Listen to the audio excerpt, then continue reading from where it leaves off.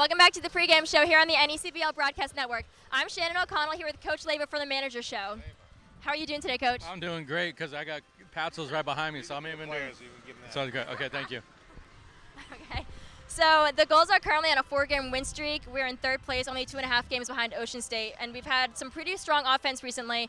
What does that? How does that help the momentum coming into tonight's game? Well, whenever you can get a lot of hits, it helps. And it kind of just helps with our pitchers. They don't have to pinpoint every pitch. So, all our guys have been working hard.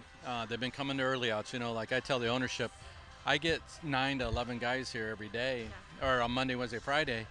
And it just hadn't paid off yet, and now we're starting to see it.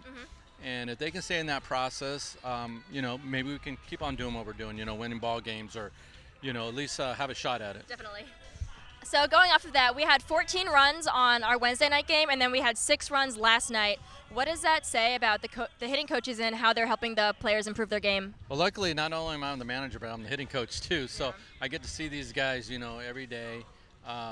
And like I try to tell them, you can't worry about the result. You got to just work the process. And if you do that, you got a shot. And so that's kind of what we're just trying to tell, or at least what I'm trying to tell them as a hitting coach. Definitely. Stick to the process and don't worry about results. They'll come.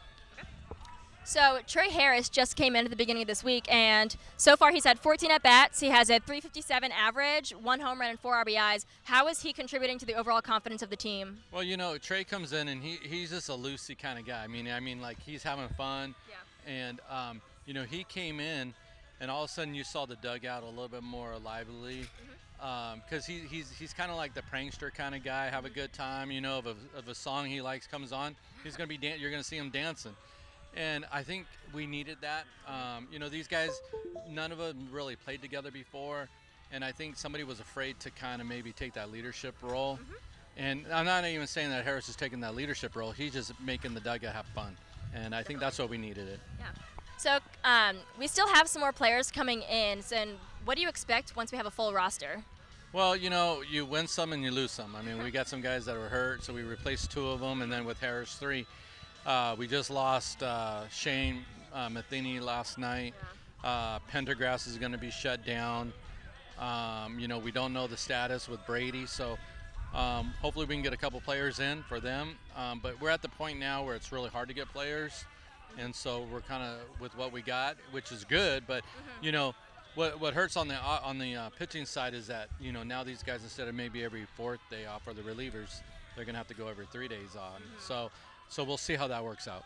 So we're also a little more than halfway through the season. What are you looking forward to as the season progresses? Well, you always want to get hot at the end. And, traditionally that's what the Gulls do. Like Coach Pava would say, or Chuck Pava would say, is like June seems to be our spring training, and then July we just get going, and it usually carries us on into August. And we're hoping that history will repeat itself. And, so far it has, and hopefully will continue. Okay, thanks, Coach. You're welcome. It's Danbury Westerners versus Newport Gulls up right next on the NECBL Broadcast Network.